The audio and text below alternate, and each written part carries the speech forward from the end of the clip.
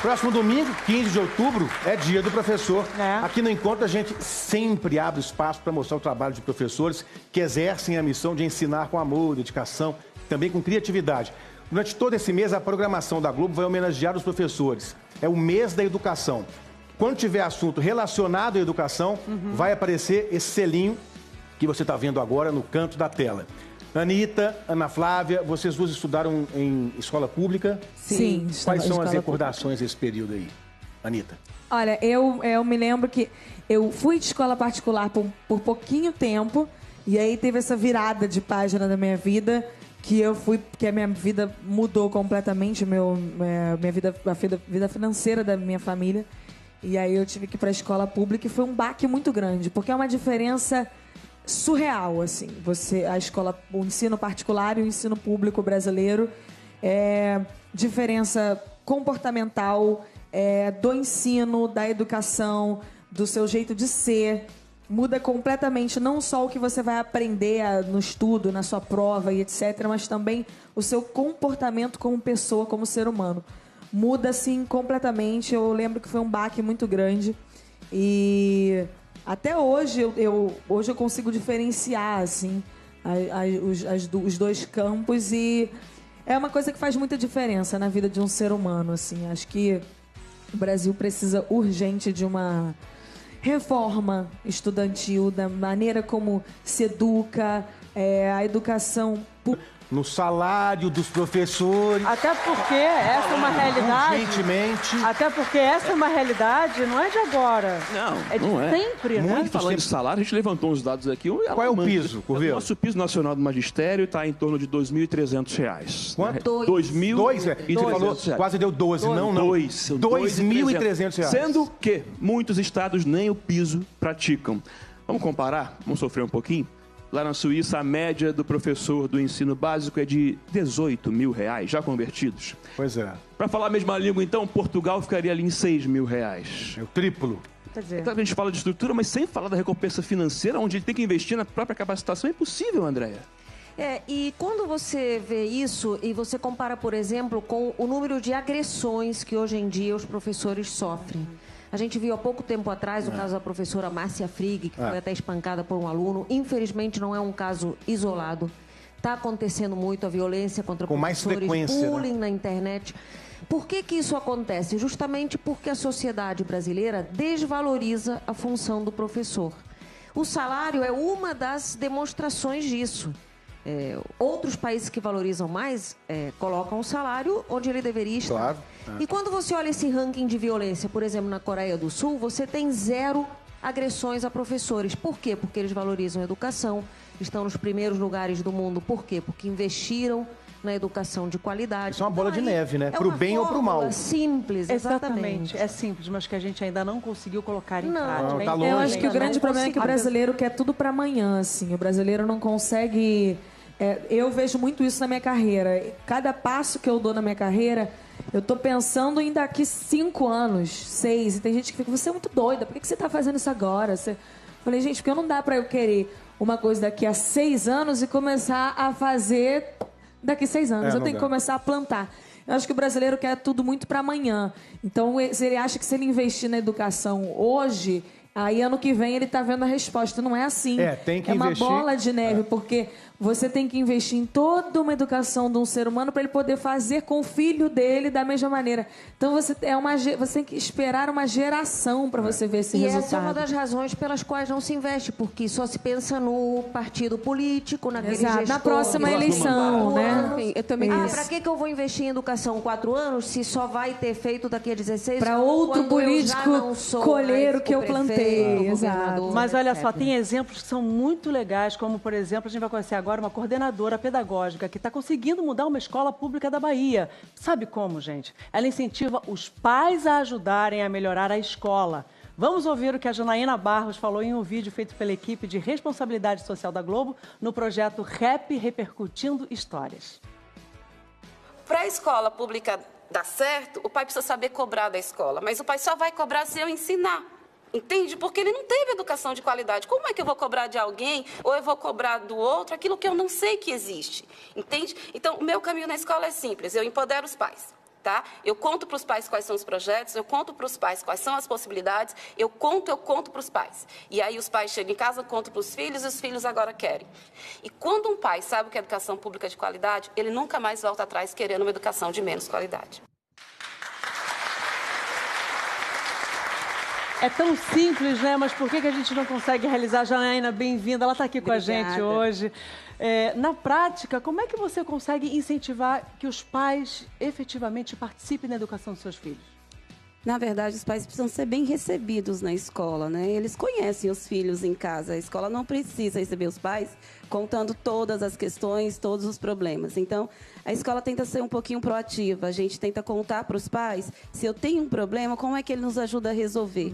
Então, por exemplo, tem uma coisa bobinha que a gente faz, mas que dá muito certo. O pai chega assim, Janaína, ele não faz dever de casa. Eu pergunto, mas ele não faz, ele não estuda. Diz sempre que não tem. Eu disse, vamos fazer o seguinte, faz uma marquinha no caderno dele hoje. Não precisa ele ver. A semana que vem você traz o caderno para mim e a gente vai ver realmente se ele não faz dever. Só que na outra semana, o pai não chega lá para eu ficar expondo a criança, expondo a família, dizendo que não fez. Eu digo que a gente faz o seguinte, eu vou pegar o caderno de uma outra coleguinha, vou tirar xerox e a gente vai ajudar. Ai, Janaína, mas eu não tenho tempo de ajudar a fazer isso, não tenho tempo de repor matéria. Não tem problema, bora agendar um horário para ele vir para a escola. Então, assim, a gente precisa dizer aos pais como. Eu acho que a gente tem muita frase de efeito. Vá para a escola, compartilhe com a escola, ajude a escola. Mas a gente informa muito pouco aos pais como se faz isso.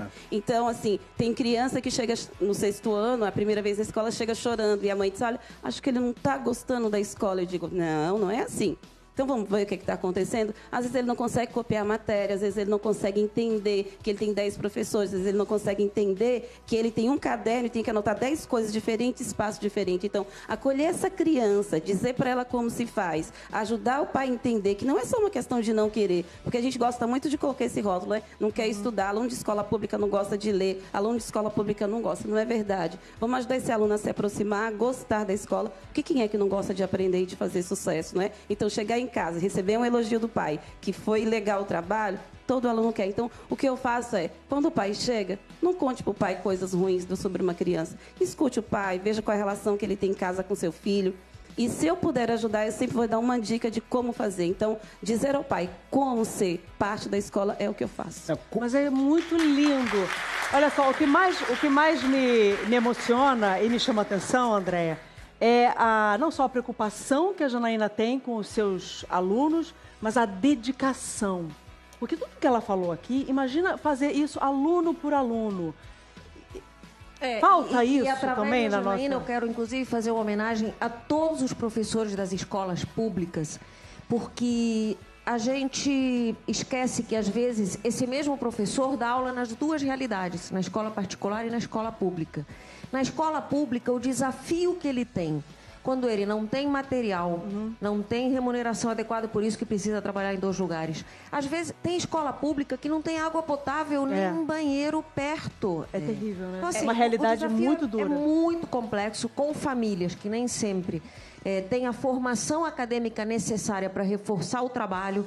Então, se falar...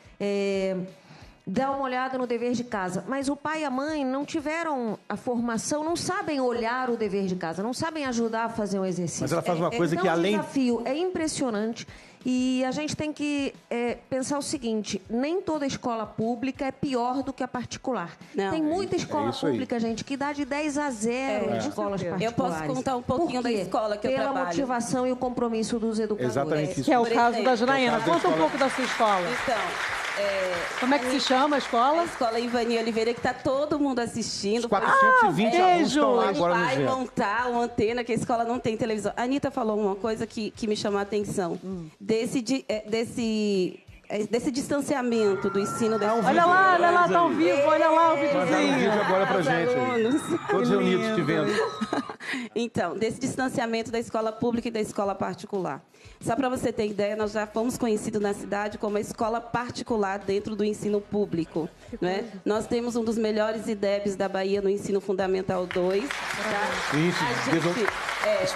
Nós temos o Instituto Federal da Bahia, que é o ensino médio. Nós aprovamos mais do que as escolas particulares da nossa cidade juntos. Então, assim, esse distanciamento, Anitta, ele está diminuindo. Mas está longe ainda, né? Mas está longe. Tem que aproximar mais. Tem uma coisa que eu quero defender, que é formação continuada dentro da escola. Às vezes a gente faz uma boa universidade, acha que chega na escola e sabe resolver todos os problemas. Não. Formação em serviço é a grande questão. Então, além da questão salarial, o Instituto Chapada, na Bahia, acho que muita gente conhece, de educação e pesquisa, há 20 anos ele vem mudando isso para nós. Então, eu sou formada pelo Instituto Chapada. Eu tenho a minha formação inicial lá na universidade, mas durante todo esse período eu fui sendo formada na escola e formo professores. Então, não tem um segredo, não tem um herói, eu não sou uma heroína, tá? Eu não sou a única que faz isso no Brasil. Lá na escola nós temos minha diretora Débora, minha vice-diretora Jo, tá? Meus professores, são muitas pessoas empenhadas, mas pensar que dentro da escola precisa fazer formação é a chave. Então, eu faço formação de pais, eu faço formação de professores, eu faço formação da equipe da secretaria e eu sou formada também pelo Instituto o tempo todo. E nessa vida eu também fui tendo professores, Ana, sabe? Às vezes pensa assim, a Janaína faz... Não, eu tive um diretor, Lauro, que ele me ensinou a ser gestora, porque antes dele eu não sabia. Então, assim, eu continuo tendo professores. Recentemente, uma mãe, Sueli, disse assim, Jana, João não gosta da escola, mas ele gosta um pouquinho mais quando você chama ele para fazer alguma coisa aqui. Aí eu chamei João e disse assim, e aí, João, tá precisando de quê? Ele disse, de ciências, tô muito fraco. Eu disse, tem algum trabalho agora que eu posso te ajudar? E João disse, o de ciências. Vamos treinar o seminário de ciências comigo? Então, assim, eu não consigo fazer com 420, mas a gente tem diagnóstico, a gente observa as crianças, a gente acompanha, e aí, todos os dias, por exemplo, em média, eu atendo em média de 10 a 15 pais. Se na escola eu não posso, se eu não tiver cuidado, eu só atendo pais. Mas se eu puder ajudar todo dia 10 crianças, eu vou ajudar quase todos ao final do ano. Então, formação continuada para cada professor, para a equipe gestora, porque sem formação em serviço não se faz educação pública. Agora, Janaína, você disse que você não é uma super mulher, mas você é uma mulher realmente muito especial e merece todos os nossos aplausos e elogios. Eu ia falar porque em outros países, Ana, existe uma coisa que se chama escola de pais.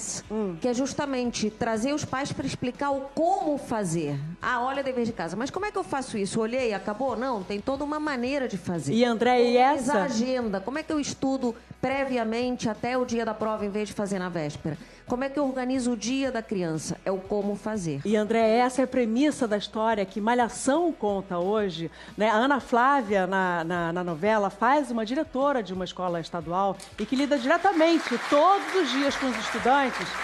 E, Ana Flávia, para você interpretar essa personagem, você que também estudou escola pública, você teve um processo de ir às escolas, né? Como é que foi isso para você, para construir essa personagem e também estabelecer esse contato com essa realidade? Olha, eu estou muito feliz de estar aqui com a Janaína, que é uma Doris da vida real, né, gente? Uma guerreira. E aí teve um discurso que a gente fez, né, na Malhação, em que a Doris agradeceu, o teto da escola caiu, e aí toda a população ajudou, porque eu acho que passa também muito por isso, pela condição dos pais, a proximidade dos pais. E o discurso, a Doris disse muito, ocupem a escola, venham para a escola é um bem público, a escola é de todos. Precisa ser feliz. Exatamente. Eu estudei na década de 90, né? Eu tenho 35 anos, e eu estudei numa escola muito ruim. Assim, todo o ensino na minha época era bem precário, bem mais que agora. Então, assim, a gente precisa também dizer dos avanços que nós tivemos, né? O meu irmão, por exemplo, ele é cotista, ele fez Enem. Então, assim, todos essas condições mesmo que nós tivemos nos últimos anos tiveram melhoras. Eu só estou aqui muito por isso, sabe? A minha história é bem precária. Oportunidade. Eu estudei muito pouco na escola mesmo. Eu tive que correr atrás depois. O teatro transformou muito a minha vida, né? Então, os meus professores mais emblemáticos para mim é a Silvia de História, na escola, na época da escola. Uma professora de História, assim,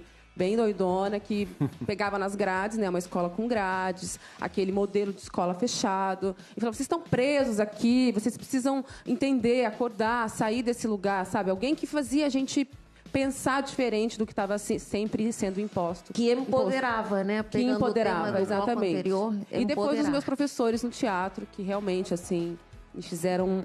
E eu queria muito falar sobre isso também, eu acho importante, porque a gente tem uma grade curricular que valoriza, assim, as matérias exatas, as humanas, e pouco se fala ou quase nada sobre ser humano mesmo, ser gente. Então, acho que falta muito, sabe, na grade. Nós vamos voltar a falar desse tema, gente, que é tão recorrente e importante pra gente, e amplo, complexo. E é muito E vamos falar importante, sempre né? aqui no Encontro.